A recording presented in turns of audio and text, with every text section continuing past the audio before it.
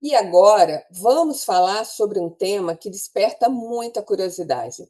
Como será o mercado de trabalho para médico nos próximos anos? Bom, é isso que vamos descobrir com o nosso próximo palestrante, Dr. Alexandre Gustavo Bley. O Dr. Alexandre, ele é formado pela Universidade Federal do Paraná e acumula mais de 2 décadas de liderança no setor, tendo atuado como presidente da Unimed Curitiba e também como conselheiro regional de medicina do Paraná. Atualmente, ele é diretor da Unimed Federação do Paraná. Seja muito bem-vindo, doutor Alexandre, e obrigado por compartilhar conosco sua visão sobre o futuro da profissão médica. Bom dia a todos. Gostaria inicialmente de agradecer à comissão organizadora, na pessoa da doutora Tereza, que me fez o convite para estar aqui no quarto Coniges, para falar um pouco a respeito do cenário do mercado, de trabalho médico. Bom, o momento que nós estamos vivenciando, ele é um momento, de transformação. Muitas notícias, muitos artigos têm sido aí publicados por conta das mudanças que não só a medicina, mas o segmento como saúde como um todo está muito dinâmico e tem sofrido essas transformações. E é um pouco disso que a gente vai falar antes até de entrar nas questões relacionadas ao mercado de trabalho. E todo esse processo de transformação, quer queira ou não, ele vai exigir uma adaptação por parte dos diversos atores, sejam os profissionais, sejam as entidades mantenedoras, seja um governo, uma operadora de plano de saúde, ou até as estruturas, os hospitais, as clínicas e assim por diante. Quando então nós falamos desse processo de adaptação, nós estamos falando de situações que vão atingir pessoas, vão atingir processos e também as estruturas, e aqui no caso falando das estruturas, digamos assim, mais assistenciais. Então nós vamos passar por essas três dimensões, né, para a gente tangibilizar um pouco mais dessas mudanças que estão acontecendo para que então a gente possa entender todo um contexto de como que a medicina tem então se transformado. Inicialmente vamos falar então a respeito das pessoas, e aqui quando falamos de pessoas estamos falando basicamente do profissional médico, né, dos nossos colegas e como que a medicina tem então se transformado. E essa transformação ela começa já na escola, ela já inicia na parte da graduação e um grande vetor de mudança, de transformação tem sido o aumento do número de escolas de medicina, consequentemente o número de vagas de medicina e até certa forma, de forma assim indiscriminada, né? Porque o que nós estamos verificando dentro aqui do nosso país é uma explosão na oferta de cursos de medicina.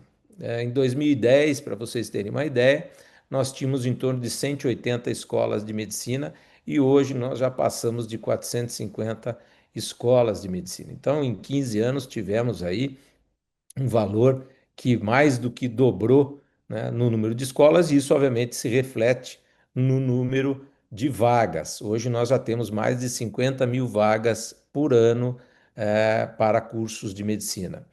E é importante dizer que 80% dessas vagas estão dentro da iniciativa privada e somente 20% dessas vagas são públicas. Por isso que a gente coloca da forma com esse aumento indiscriminado, porque acabou que todo o ensino da medicina virou aí um grande negócio. Por óbvio que esse aumento de vagas, ele está levando a um aumento expressivo do número de médicos, especialmente nos últimos 10 anos, onde nós tivemos esse maior boom do número de faculdades e também do aumento do número de vagas, tem levado então a esse expressivo número de profissionais. Hoje nós temos em torno de 600 e poucos mil profissionais ativos na medicina no nosso país e devemos chegar daqui a 10 anos, em 2035, com mais de 1 milhão de médicos ativos, né, na ativa, trabalhando dentro da profissão. Por óbvio que, como nós estamos falando de muitos cursos novos, nós estamos aí vamos ter uma diminuição da média de idade dos profissionais da medicina, o que, obviamente, já demonstra a presença também de uma nova geração que também tem um olhar diferente, uma forma de ver até as próprias questões relacionadas à medicina e, quer queira ou não, também não deixa de ser um agente de transformação. Da mesma forma como a feminização da própria profissão. A profissão médica sempre foi uma profissão eh, masculina e agora, em 2025, o número de médicas ela já cruzou a linha junto com o número de médicos em atividade, e a partir de 2025, o que nós percebemos é um aumento que vai se dar de forma crescente num número de profissionais do sexo feminino comparado ao do sexo masculino, chegando então em 2035, daqui a 10 anos, numa proporção de mais ou menos 56% das médicas, dos profissionais serão do sexo feminino e 44% do sexo masculino. Então, é também um outro agente de transformação. E o primeiro que nós estamos já vendo com os egressos é a formação de algumas especialidades. Pelo processo da feminização e também do processo geracional, algumas especialidades estão tendo uma maior procura, em detrimento a outras especialidades, especialmente especialidades cirúrgicas estão tendo uma procura menor comparado a algumas especialidades clínicas, como a medicina da família, também medicina de urgência, a medicina intensiva, que são especialidades que acabam até tendo formas de vínculos diferentes com as estruturas assistenciais, mas é algo que nós vamos conversar um pouquinho mais à frente. Mas quer queira ou não, tanto a questão de uma nova geração, um novo olhar, um novo pensamento e a feminização tem demonstrado já algumas mudanças, inclusive nas escolhas de especialidades. Em falar em especialidades, a formação de especialidade ela tem na residência aí o seu principal processo. E o que a gente verifica é que o número de bolsas de residência não tem acompanhado o mesmo volume da abertura de escolas, de vagas de escolas de medicina. Então, se hoje nós temos mais de 50 mil vagas por ano para alunos entrarem no curso, para residência, no ano passado, nós tivemos pouco mais de 24 mil vagas de residência para R1, mas somente 19 mil e poucas vagas é que foram preenchidas. Então, tivemos aí uma quebra em torno de 20% das vagas que não foram preenchidas. Então, quer queira ou não, nós não temos bolsas, vagas de residência suficientes para toda essa quantidade de egressos, mas mesmo tendo metade, a gente não tem todo um preenchimento. E isso, quer queira ou não, tem um pouco a ver com aquilo que nós já comentamos a respeito das vagas privadas. Muitas pessoas muitos médicos se formam com o auxílio de financiamento governamental e, por vezes, já precisam sair ao mercado de trabalho para auxiliar no pagamento deste financiamento. E as vagas de residência, as bolsas de residência, muitas vezes não conseguem só com aquela remuneração, que é uma remuneração que já está muito defasada há muito tempo, hoje em torno de R$ 4.100 para 60 horas de trabalho semanal. Isso faz com que muitos acabem não procurando a residência, já vão buscar algum tipo de plantão, algo que possam buscar uma remuneração melhor e com isso postergando ou às vezes até não fazendo um processo aí de especialização. Consequentemente, uma outra situação que já estamos vendo é uma diminuição do número de especialistas em comparação com os generalistas, ou seja, aqueles médicos que são egressos da faculdade e já entram no mercado de trabalho sem a busca de uma outra especialização.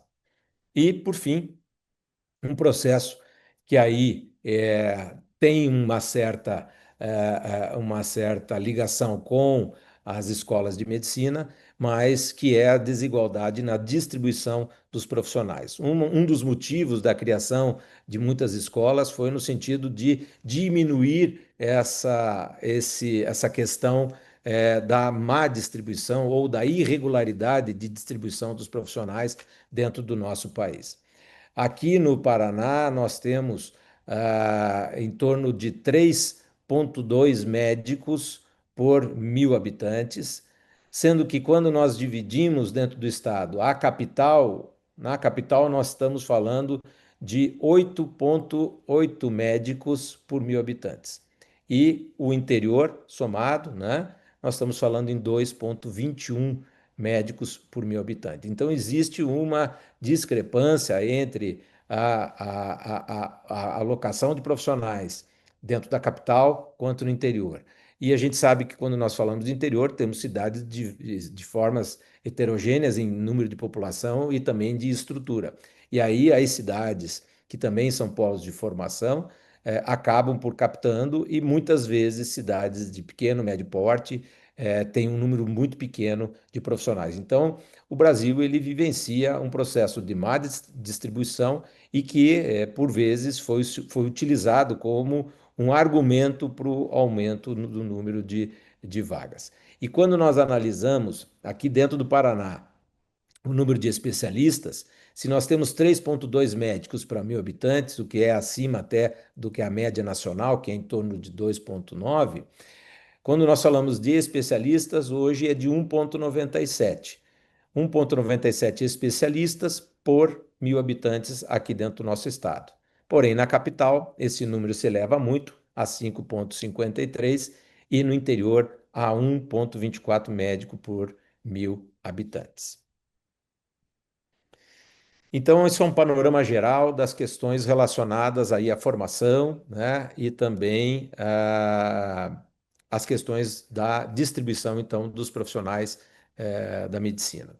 O outro ponto, a questão dos processos, e aqui eu trouxe duas vertentes para explicarmos um pouco melhor, que é a questão da nova geração, como sendo, então, um agente, um vetor dessa transformação.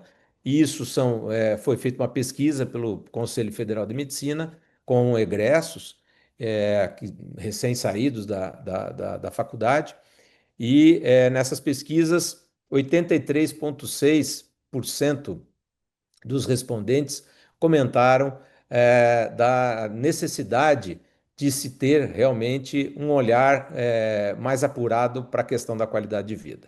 Então, 83,6% almejam essa capacidade de obter um equilíbrio entre a profissão e a vida pessoal, algo que as gerações anteriores focaram e focam ainda muito dentro do aspecto profissional e, por vezes, até abrindo mão das suas questões sociais, lazer e até um autocuidado em nome, né, da própria profissão. Então, existe uma nova geração que já enxerga a profissão de uma outra forma, já enxerga a profissão com uma necessidade de equilíbrio entre ela e a sua vida pessoal. E quer queira ou não, isso é um vetor, é um agente de transformação dos processos, da forma com que a medicina ela também é realizada. Da mesma forma, a pesquisa demonstrou que 80,8% dos médicos recém-formados preferem receber um salário ou receber por hora ou por turno de trabalho e aceitando até também uma parte variável. Isso demonstra uma tendência, né, a uma maior segurança, a uma maior previsibilidade financeira, algo que não é muito o modelo que se tem hoje, que é um modelo que se trabalha por pagamento por procedimento, pagamento por realização, digamos assim, de tarefas.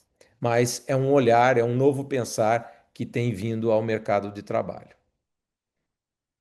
E a tecnologia, da mesma forma, né? Nós estamos falando de uma geração que ela já é nativa digital, diferente da minha geração, né, e gerações anteriores, que nós tivemos que nos adaptar a esse processo da transformação digital. Nós viemos de um mundo analógico, né, mas a atual geração não, ela já tem, ela já nasceu com a presença aí da computação, com a internet.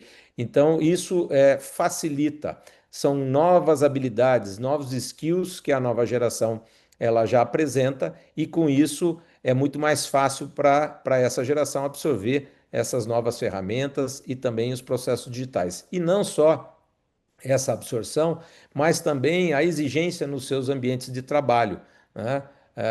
De ter a tecnologia disponível para facilitar o dia a dia das suas atividades. Falando em tecnologia, também o outro vetor de transformação dos processos, e eu destaquei aqui quatro subitens. Uma é a questão da governança de dados, que é uma grande transformação, e a tecnologia ela tem sido de extrema utilidade, que é a integração das informações dentro dos prontuários, que hoje, se antigamente eram de papel, hoje já são prontuários eletrônicos, que eles se conectam com aplicativos, sejam aplicativos da iniciativa privada, um aplicativo de saúde, um aplicativo de uma operadora ou até um aplicativo governamental, que vai facilitar aí o processo de cuidado das pessoas, dentro de uma linha da epidemiologia, entendendo as necessidades individuais, o histórico individual. Então, todo esse processo de informação de forma muito mais integrada. Quando um profissional ele vai atender num determinado estabelecimento, ele já pode ter acesso ao histórico daquele paciente, já ter uma noção de quais os tratamentos, quais os exames, por vezes até ter o resultado desses exames já de forma mais pronta para auxiliar na sua tomada de decisão. Então, é algo que já está em curso, é algo que com certeza vai fazer parte cada vez mais do dia a dia dos profissionais. A telemedicina, que ela já existia, mas que ela tomou uma proporção muito maior devido à questão pandêmica, que elevou, né, a um outro patamar de atendimento, e não só a telemedicina de consulta. Hoje nós já estamos falando também das questões relacionadas a exames, aos laudos de exames e até às cirurgias, né, em telemedicina. Recentemente tivemos, agora aqui em Curitiba, inclusive bateu o recorde de uma cirurgia de hérnia que o paciente estava aqui em Curitiba, num hospital aqui de Curitiba, e a equipe estava por robótica à distância fazendo essa cirurgia lá do Kuwait. Eram 13 mil quilômetros de distância e isso ocorreu agora no mês de setembro, inclusive ganhando no Guinness. Então, a telemedicina que não se resume somente à consulta, mas também há uma gama dentro da assistência com o médico aí de forma remota e com certeza para as novas gerações muito mais simples a lida comparado às gerações anteriores. E na linha do que eu já falei, a própria robótica, que tem crescido muito, não só a robótica presencial, como nós acabamos de falar da telemedicina, e também já a própria presença da inteligência artificial.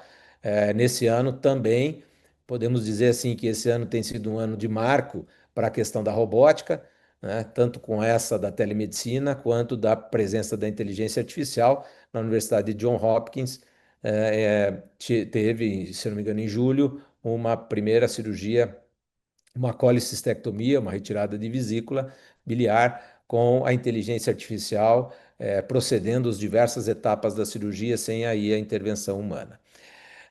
A inteligência artificial dentro dessa linha aí da robótica, mas também de linhas muito mais simples, como o auxílio ao diagnóstico para os profissionais, como também auxílio à documentação. Existem já hoje inteligências artificiais que auxiliam na gravação de uma consulta médica e conseguem, a partir dali, fazer todo um relatório e isso já ser acoplado diretamente para o prontuário, facilitando o dia a dia, do profissional. Então, existem aí inúmeras oportunidades que a inteligência artificial tem trazido e, com certeza, é uma ferramenta que deve auxiliar muito a classe médica, já tem auxiliado e deve auxiliar ainda mais.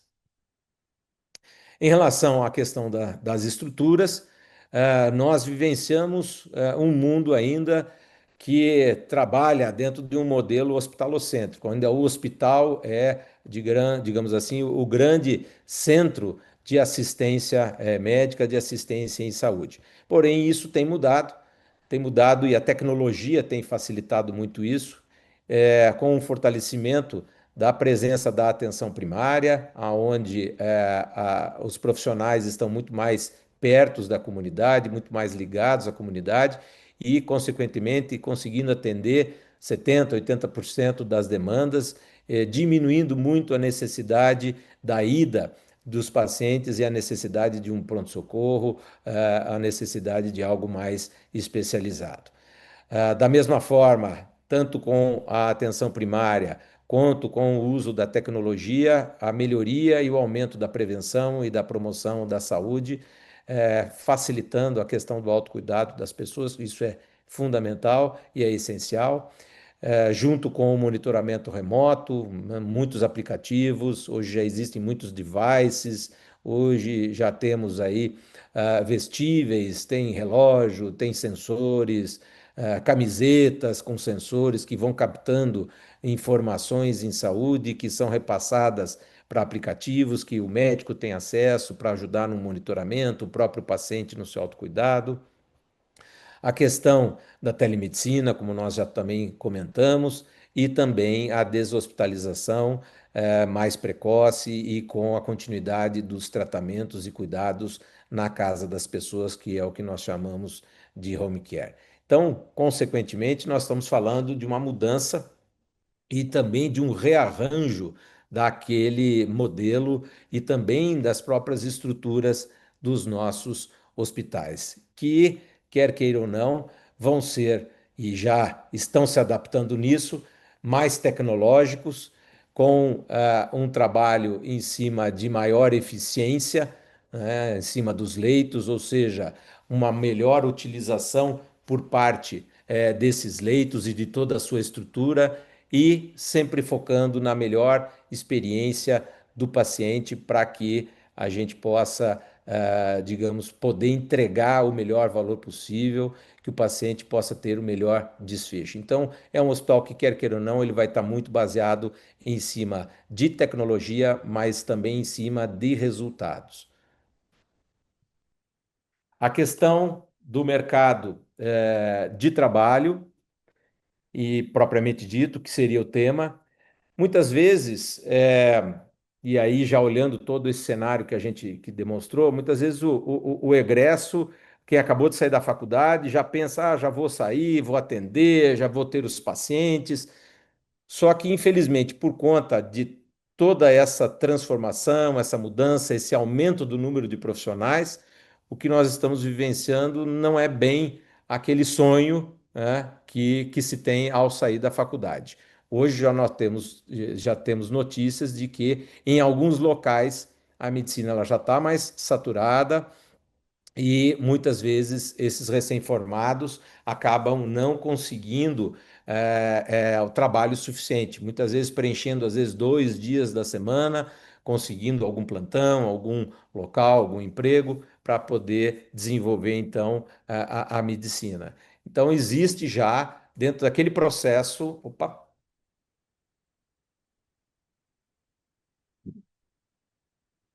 desculpem, aqui tem sensor na sala, então se eu fico muito tempo parado, acaba por apagar.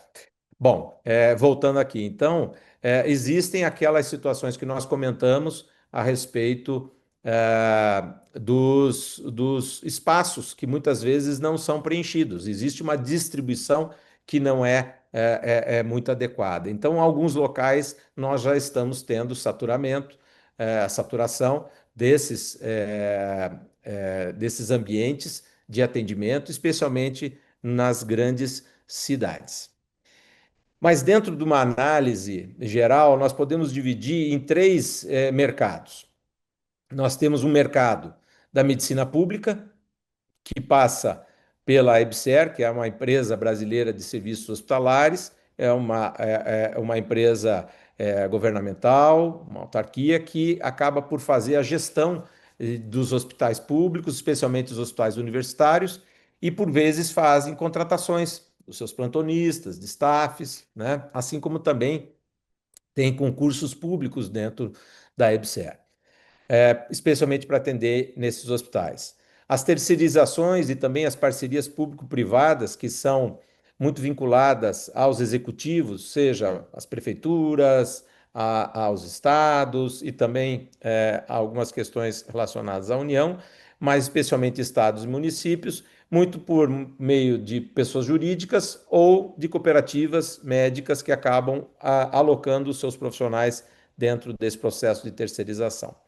Os concursos públicos, né, como uma carreira de Estado, cada vez menos frequentes, seja a nível municipal, estadual, federal, a gente não tem praticamente mais visto, e também a questão do Mais Médicos, que tem alocado profissionais, especialmente para a atenção primária, nos diversos locais do nosso país. E também, recentemente, a presença dos mais especialistas que estão tentando trabalhar dentro de um modelo também de alocação e também de aproveitamento dos profissionais já existentes nas diversas regiões. Então, a medicina pública hoje, basicamente, ela acaba se resumindo muito dentro dessa tela. A medicina privada, ou que a gente chama de saúde suplementar, ela passa muito pela formação de vínculo assistencial, ou seja, você se vincula a uma operadora ou várias operadoras de planos de saúde por meio de um credenciamento, um contrato de trabalho, ou, eventualmente, você se coopera. Então, existe um modelo que é o modelo de cooperativismo. Esse modelo de cooperativismo são cooperativas médicas que têm uma marca, né? E essa marca, ela desenvolve, ela cria um sistema que hoje está espalhado no Brasil inteiro, que é a marca Unimed. Eu acredito a maioria de vocês conhece, que aí o médico ele não é credenciado, mas sim ele é cooperado. Ele faz parte, ele se torna sócio desse modelo de negócio, desse sistema de atendimento, um sistema cooperativo. E a medicina liberal, né, como diz o particular, como se fala, que é uma medicina que cada vez mais está vinculada a uma segmentação. Antigamente, a medicina liberal era o maior contingente, mas à medida que nós tivemos uma série de transformações que remontam lá da década de 60 do século passado, essas transformações foram diminuindo e hoje, basicamente, podemos dizer que a medicina liberal é uma medicina de nicho, é uma medicina mais focada, seja um foco numa determinada classe social, onde vai atender um segmento da sociedade, seja, por exemplo, um segmento mais popular, aonde tem uma clínica popular, a localidade onde se está fazendo e desenvolvendo ali o seu atendimento, ou eventualmente uma clínica, digamos, para atender uma classe social mais elevada, para atingir aqueles que eventualmente se utilizam ainda do modelo particular, do pagamento, e não de um plano de saúde ou algum seguro de saúde. Ou uma segmentação por especialidade, que tem muito a ver também com a localidade, como a gente tem uma má distribuição, por vezes você tem, às vezes, uma região onde tem poucos profissionais de uma especialidade. Pelo fato de nós termos poucos profissionais de uma especialidade, isso faz com que ele tenha uma condição de desenvolver mais a sua medicina liberal sem ter que partir para algum tipo de vínculo, né, seja com o Estado, com o município ou até com a iniciativa privada. Nichos de doenças específicas, ultra especialistas, né, que dentro de uma especialidade estudam e focam numa determinada especialidade e, consequentemente, com isso, reduzem o número de pessoas que poderiam, né, estar utilizando os seus serviços e, consequentemente, com isso, criam um nicho e atendem de forma eminentemente particular, de forma liberal, a esse nicho. E também, como a gente comentou, já de acessos diferenciados, que está muito vinculado também à questão da classe social, como eu já citei, das clínicas populares, onde as pessoas elas pagam um valor mais barato comparado a uma média, digamos, dos consultórios de particular, paga um valor ali mais barato e ali se cria um nicho, essa clínica ela acaba cuidando de uma parcela ali da população. Então, a medicina liberal cada vez mais, e para quem pretende desenvolver, ela é uma medicina de nicho. Bom, dando um pouquinho mais de sequência, falar da questão da remuneração médica. A remuneração médica ela segue a lógica de mercado, como qualquer segmento, como qualquer segmento de serviço, vamos chamar assim. A lógica de mercado ela é baseada numa teoria econômica que vem da lei da oferta e da demanda. E por que esta lei da oferta e da demanda ela é importante? Porque, quer queira ou não, ela acaba por determinar o preço. E quando nós falamos aqui de preço, nós estamos falando do honorário profissional. Se nós temos numa determinada localidade ou uma determinada especialidade, né, muita demanda, ou seja, muita solicitação, e não temos tantos profissionais, por óbvio que esses profissionais têm uma condição de mercado melhor para ter um preço do seu serviço, digamos, mais valorizado. Diferente em ambientes onde nós temos uma grande oferta de serviços e uma demanda que não é tão grande para toda essa oferta, ou seja, nós temos um excesso de oferta. Ao termos um excesso de oferta, consequentemente, os preços tendem a cair. Então, da mesma forma que outros segmentos acabam se utilizando dessa questão da lei da oferta e da demanda, a medicina, em relação à definição dos seus preços, dos seus honorários, também se vale dessa teoria econômica. E o modelo de remuneração, né? Hoje, o modelo dominante é o que a gente chama de modelo fee for service, que é o modelo pago por procedimento. Se eu fiz uma consulta, eu vou receber pelaquela consulta. Se eu fiz uma cirurgia, eu vou receber pelaquela cirurgia, pelo exame e assim por diante. Então, a definição da escala está muito na mão do médico. O escala é o médico que acaba por fazer a sua definição, diferente de novos modelos que estão mais em linha com a geração, uma nova geração que quer novos modelos de remuneração, como nós já citamos previamente, e também tem maior previsibilidade, inclusive de carga horária, de trabalho, para poder equalizar as suas questões trabalho e também qualidade de vida, lazer, né? Então, os novos modelos, eles acabam por transferir a questão da escala, que antes estava na mão do médico, para a operadora. E a operadora que definindo essa escala, ela acaba por contratar, seja por um CLT, com um vínculo de emprego, que não é muito comum, mas tem, mais pagamentos por diárias, por horas, por turno de trabalho. Então, durante aquele X tempos, você vai atender X pacientes. Então, o médico ele sabe o horário que ele vai começar, a hora que ele vai terminar, a carga de trabalho que ele vai ter e o quanto ele vai ganhar. Então, essa previsibilidade ela conversa melhor com as novas gerações de médicos. Assim como nós temos a captação, que ela é um pouco diferente, aonde a operadora ela transfere uma escala, ela define uma escala e transfere. Você vai cuidar, você médico vai cuidar desses X pacientes. E para esses X pacientes eu vou lhe dar tanto. Então o médico tem aqui um papel também de gestor de uma determinada carteira, digamos, de pacientes que é transferida da operadora, né, ou de um ente do governo, assim por diante, para aquele médico então fazer o cuidado daquelas pessoas. E também os pacotes muito mais relacionados à questão dos procedimentos, um pagamento de um pacote global, onde ali está embutido tanto os honorários quanto os materiais, ou seja, é feito um pacote, por exemplo, vai fazer uma colicistectomia. Então, a colicistectomia, o valor global é X, então isso é todo um pacote que é repassado, e aí existem as parcerias entre os profissionais, junto com os hospitais, junto com as clínicas, para fazer. Então, são novos modelos que têm aparecido, que já estão sendo praticados, mas ainda o modelo dominante é o de pagamento por procedimento.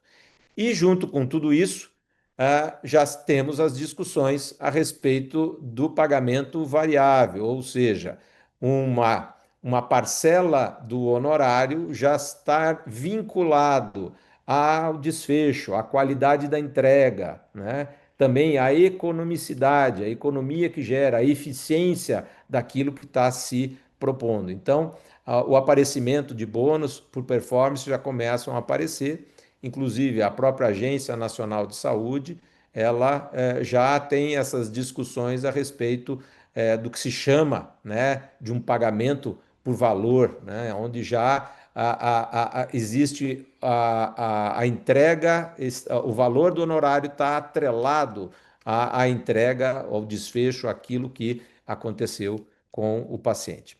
E quando a gente fala de valor, é importante a gente deixar claro o que é o valor, né?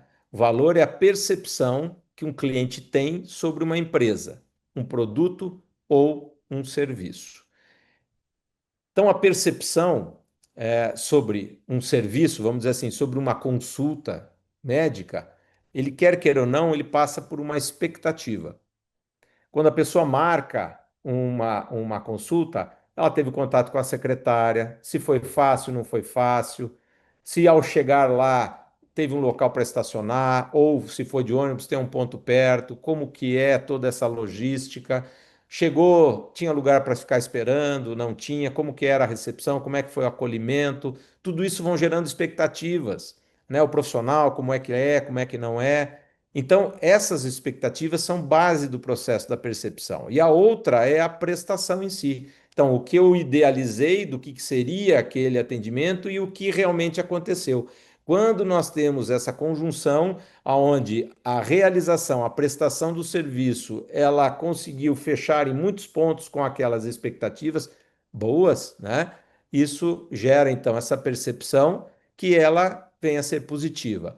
Agora, se eu tenho uma alta expectativa e a prestação não foi muito adequada, eu vou ter uma baixa percepção de valor daquilo que me foi entregue. Ou, às vezes, a expectativa era baixa, mas a entrega se superou, e aí, com isso, eu tenho uma alta percepção e, consequentemente, aos olhos do paciente, há um valor agregado naquele atendimento, naquele profissional ou naquela estrutura.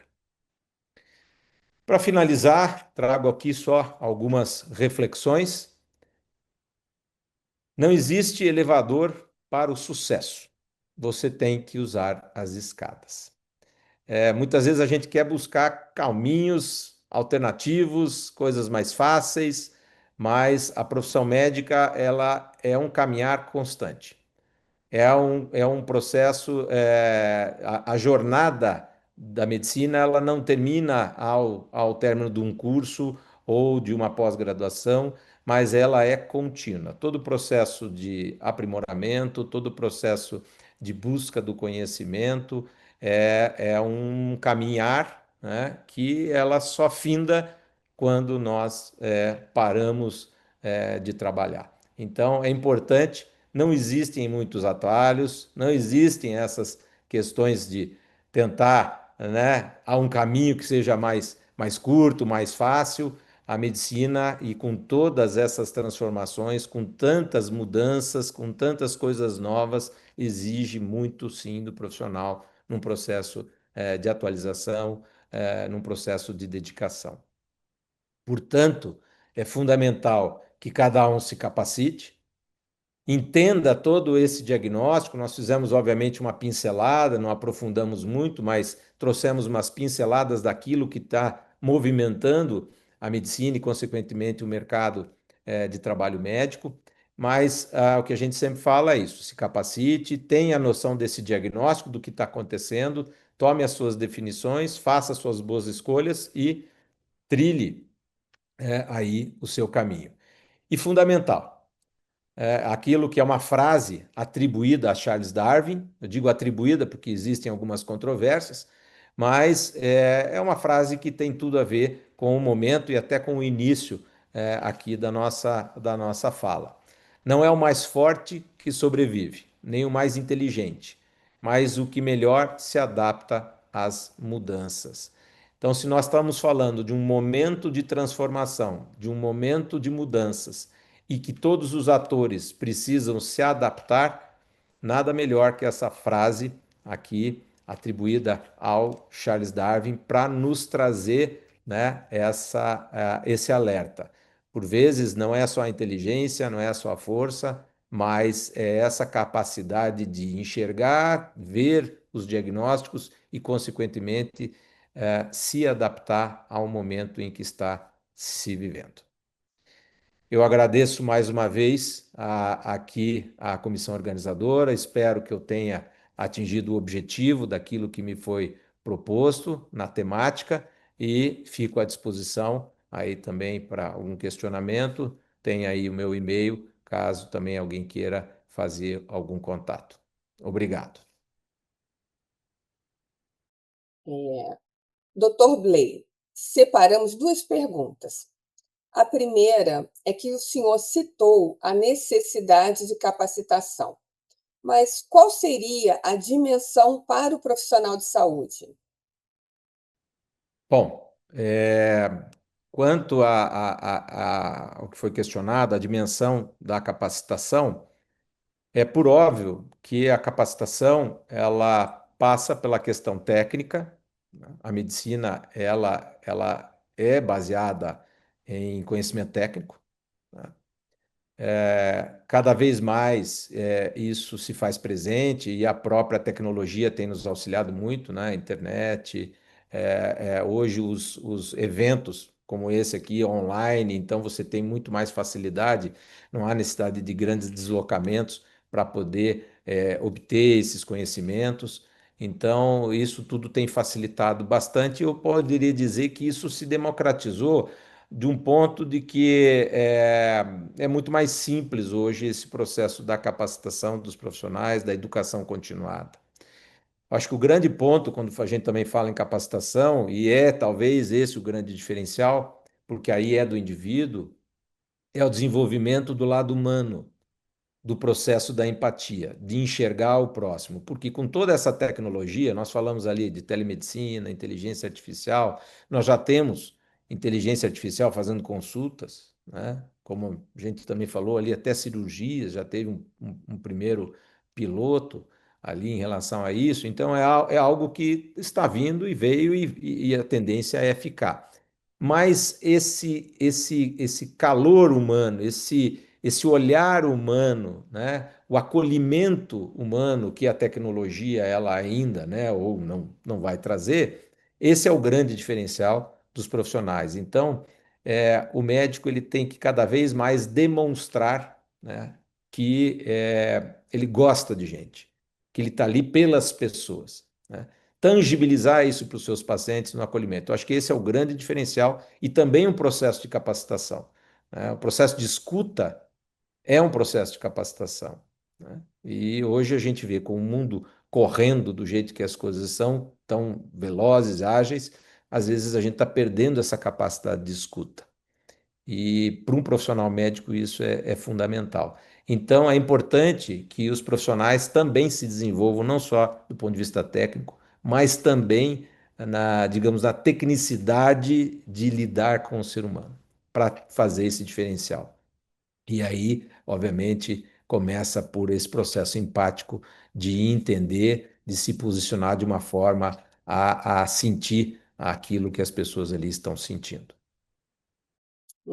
Tá certo.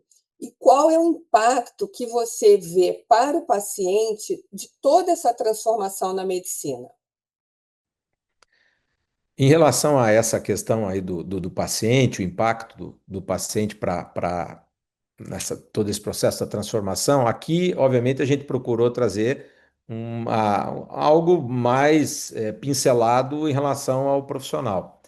Mas, por óbvio, quando nós falamos ali daquela, por exemplo, aquela mudança do modelo hospitalocêntrico, isso, quer queira ou não, passa por maior empoderamento das pessoas. Então, a tecnologia tem trazido isso. As pessoas se empoderando mais a respeito das suas condições de saúde, né?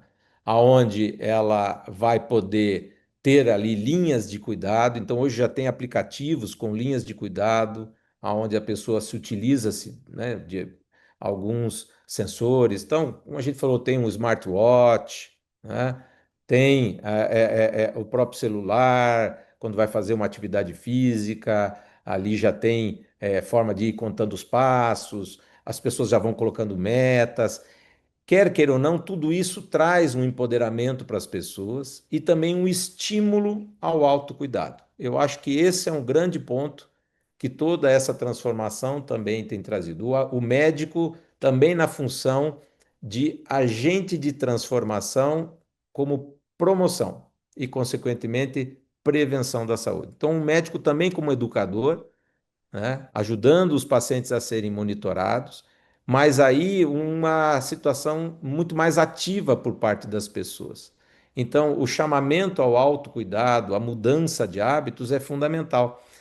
Existe um trabalho importante feito nos Estados Unidos que demonstrou que mais de 50, um pouco mais de 50% daquilo que interfere na qualidade de vida das pessoas no processo de envelhecimento são os hábitos de vida muito mais do que a carga genética, muito mais do que aquelas, digamos, questões até relacionadas à parte ambiental ou até das intervenções, médicas. Então, hábitos de vida, eu acho que é um grande ponto para os médicos também trabalharem nesse processo da promoção, e aí a tecnologia vai auxiliar muito, porque os pacientes eles vão ter essa condição na palma da mão, de acompanhar também a sua saúde e, consequentemente, com isso, definir suas metas e ir à busca de um bem-estar, de uma saúde melhor. Então, com certeza, todo esse processo de transformação também deve e vai atingir os pacientes, já está atingindo e a tendência é que possa acontecer ainda mais. Junto com isso, uma medicina mais personalizada, com tratamentos mais focados, realmente de acordo com as necessidades daquele indivíduo dentro daquela doença, não mais aquele tratamento mais estandartizado de uma forma global. Então, eu acredito sim nesse papel mais ativo das pessoas, dos pacientes no seu cuidado, né, no autocuidado, e que, consequentemente, isso vai trazer um impacto extremamente positivo para a saúde coletiva como um todo. Bom, agradecemos imensamente ao Dr. Bley por compartilhar conosco suas reflexões sobre o mercado de trabalho médico e os desafios de liderar em um cenário em constante transformação na saúde. Foi, sem dúvida, uma palestra inspiradora e repleta de aprendizados práticos para quem busca entender o futuro da profissão.